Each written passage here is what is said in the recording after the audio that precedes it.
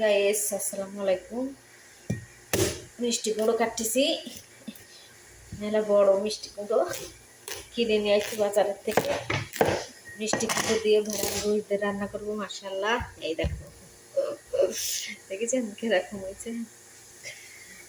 হ্যাঁ, তো ভেড়ার গোশ দিয়ে রান্না করবো, দেখি কিরকম হয়। আর আলু শরবা করবো, ভেড়ার গোশ আলু দিয়ে রান্না করবো। মাশাআল্লাহ করতে হবে। রমজান মাস, সবাইকে রমজান মাসের মুবারক। আশা করি সবাই ভালো আছেন।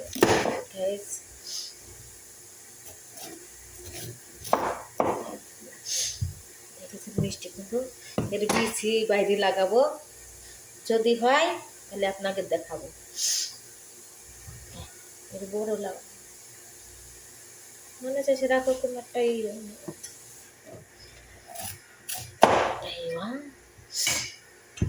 আমরা বেড়ার গোশ দিয়ে মিষ্টি কুমড়ো রান্না করে খাবো? জীবনও তো না। সৌদি আরব বেড়ার গোশ দিয়ে মিষ্টি কুমড়ো রান্না করে, এইটাও খাই, এইটাও ফেলে না, এটাও খেয়ে ফেলে দেয়।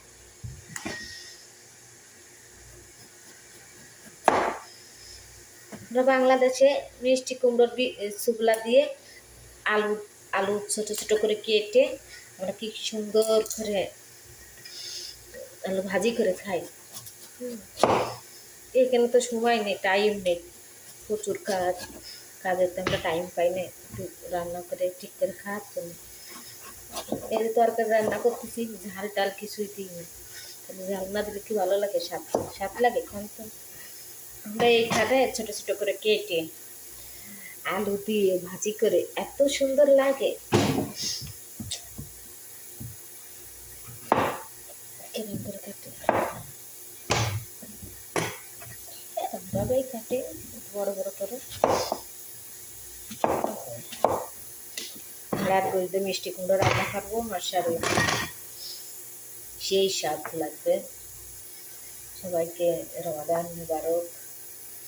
বাকি রমাদান এই কালকে জুম্মা, কালকে শুক্রবার,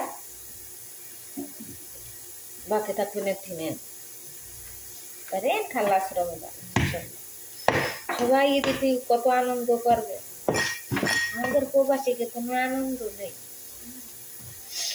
আমাদের প্রবাসীদের কোনো আনন্দ নেই। নতুন কাপড় আমরা বাইরেও বেরোতে পারি না, সারাদিন ঘরের ভিতরে থাকি। আমাদের দুঃখের কথা কারে বলবো?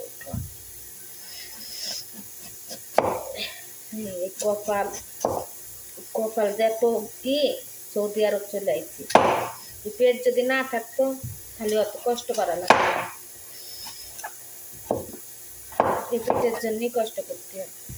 এটা ছুরি দিয়ে কেটেছে। বিসমিল্লাহ। এখানে আলু দিবানি, আলু দিয়ে বেড়ার গোশ এখন হয়নি, রান্না করবো। বেশি রান্না করবো না, অল্প একটু তরকারি রান্না করবো। আর শরবত করবো।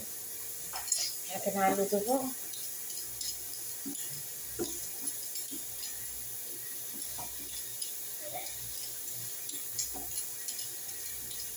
গাইজ ভালো লাগলে শেয়ার করেন। আসলে আমরা ভালো ভিডিও বানাতে পারি না, বাসা বাড়িতে থাকি, সবসময় কাজে ব্যস্ত থাকি, আমরা বাইরেও বেরোতে পারি না, আমরা ভালো ভিডিও বানাতে পারি না।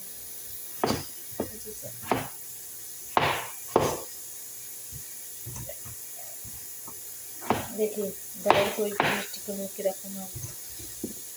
দিলাম না, অল্প একটু দিলাম, আর এই যে কেটে কেটে দিয়ে দিলাম।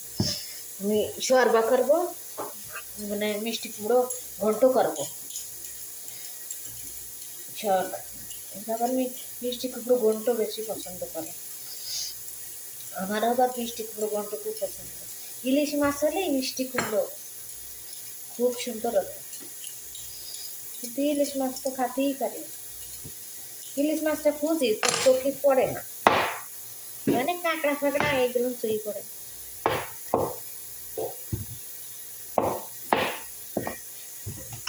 গায়ে আসসালামু আলাইকুম গাইস, ভালো থাকেন, দোয়া করবেন।